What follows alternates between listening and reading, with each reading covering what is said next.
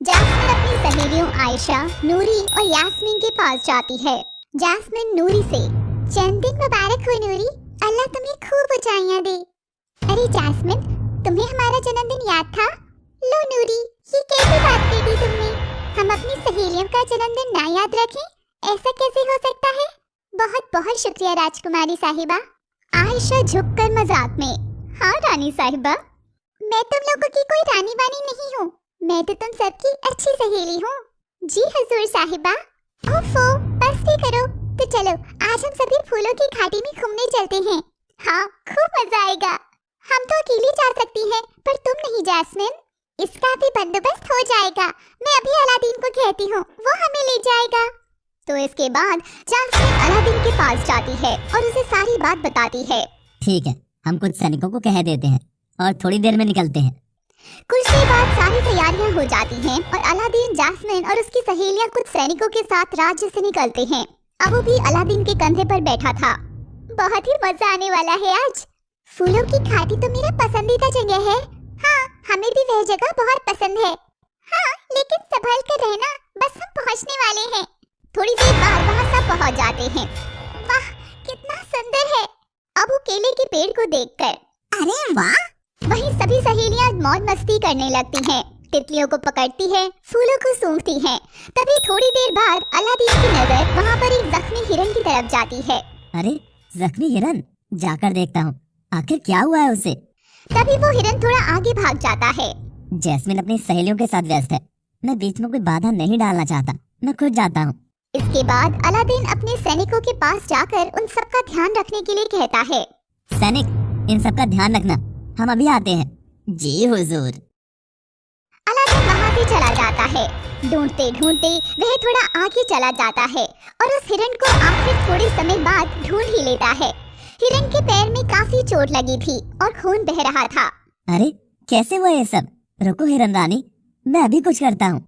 Aladdin अपना चिराग निकाल कर रगड़ता है और जिन बाहर निकलता है। हुक्म मेरे आका। अलादीन हिरन की तरफ देखते हुए, इस प्यारे हिरन के चोट को ठीक कर दो। जो हुक्म मेरे मालिक। और जिन अपने हाथ को घुमाता है जिससे चमकदार रोशनी उत्पन्न होती है और वह रोशनी हिरन के पैर तक जाती है, जिससे हिरन की चोट ठीक हो जाती है।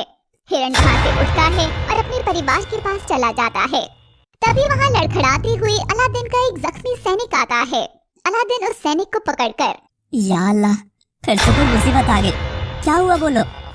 हाँ मालिक, वो वहाँ। और इतना कहकर वह सैनिक बेहोश हो जाता है। अलादीन और जिन तुरंत वहाँ जाते हैं। सभी सैनिक नीचे गिरे हुए थे। जैस्मिन और उसकी सारी सहेलियां गायब हैं। सब कहाँ गए? अबू भी नहीं है। तभी जिन को वहाँ किसी के बाल मिलता है और वह उस बाल को उठाता है। ये तो याहिद का है आका, वही दुष्ट प्राणी जिसने पहले भी जादुई मोती को चुराने का दुस्साहस किया था। तो चलो जल्दी चलते हैं, पहले हमें बाबा फरदीन के पास जाना होगा, क्योंकि पहले भी उन्होंने हमारी मदद करी थी। बाबा फरदीन एक अच्छे बाबा थे और वे हमेशा अलादीन की मदद किया करते थे।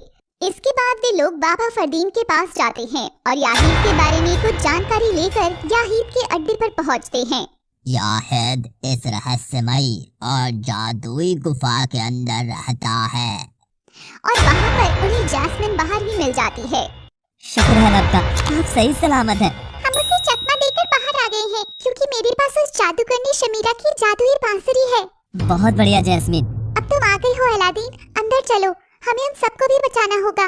तीनों अंदर जाने लगते हैं। तभी अचानक से एक जादुई दीवार आ जाती है। तभी एक आवाज आती है, तुम इस दीवार को तभी पार कर सकते हो जब मेरे कुछ पहेलियों का जवाब दोगे, वरना मारे जाओगे। ठीक है, पूछो। व्यक्ति जब पानी पीता है तो उसके बाद किस चीज की मृत्यु हो जाती है? आका, क्या जवाब है इसका? प्यास। उत्तर बिल्कुल सही है। और इसके बाद जादुई आवाज कुछ और भी पहेलियां पूछती हैं, जिसका जैस्मिन और अलादीन मिलकर जवाब दे देते हैं।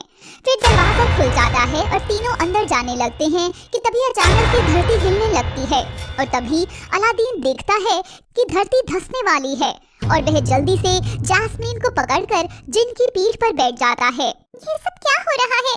ये सब उसी की करतूत है। और जिन उन दोनों को अपनी पीठ पे लिए हुए उड़कर आगे की ओर बढ़ता है। एक जगह पहुंचने के बाद जैस्मिन और अलादीन उतरकर देखते हैं कि वहां पर 4 मूर्तियां हैं और वह और कोई नहीं बल्कि यास्मिन, आयशा, नूरी और अबू की हैं। बड़े किस्मत वाले हो तुम लोग जो अभी तक जिंदा हो, नहीं तो जो भी इस गुफा के अंदर आता है वो मर के ही वापस जाता है। तभी यहीद के सैनिक आ जाते हैं और उन्हें चारों ओर से घेर लेते हैं। जिन बांसुरी बजाता है। अलादीन और जैस्मिन अपने कान बंद कर लेते हैं।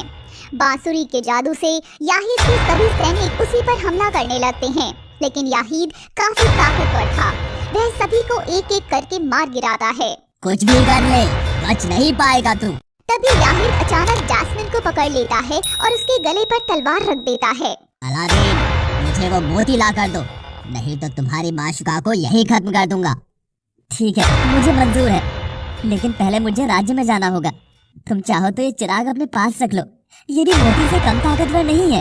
थोड़ी देर सोचने के बाद याहीद मान जाता है, तो अलादीन अपनी जेब से चिराग निकालता है और याहीद को दे देता है। अब तो मुझे छोड़ दो। तुझे ऐसे जाने नहीं दूंगा। इतना कहने के बाद अपनी जादुई शक्ति से जैस्मिन को रस्सियों से बांधकर हवा में लटका देता है। नहीं, धोखेबाज। वहीं दूसरी ओर याहीद जोर जोर से हंस रहा है और उसका पूरा ध्यान चिराग की तरफ है कि तभी अलादीन उस पर तलवार से वार करता है और दोनों में युद्ध छिड़ जाता है। वहीं जैस्मिन नीचे गिरने ही वाली थी कि तभी अलादीन वहां वापस आकर जैस्मिन को पकड़ लेता है। इसका मतलब मेरे पास नकली चिराग है। दरअसल अलादीन के पास 2 चिराग हैं, जिसे वह हर वक्त अपने साथ लेकर घूमता है। असली चिराग उसने गुफा के अंदर आने से पहले ही वहीं कहीं छिपा दिया था। तो चेसी के साथ ऐसा ही होना चाहिए, अब तो जेल जाएगा। और इसके बाद अलादीन की मदद करती है। दोनों लोग तलवारबाजी करते हैं और याहीद का सामना करते हैं।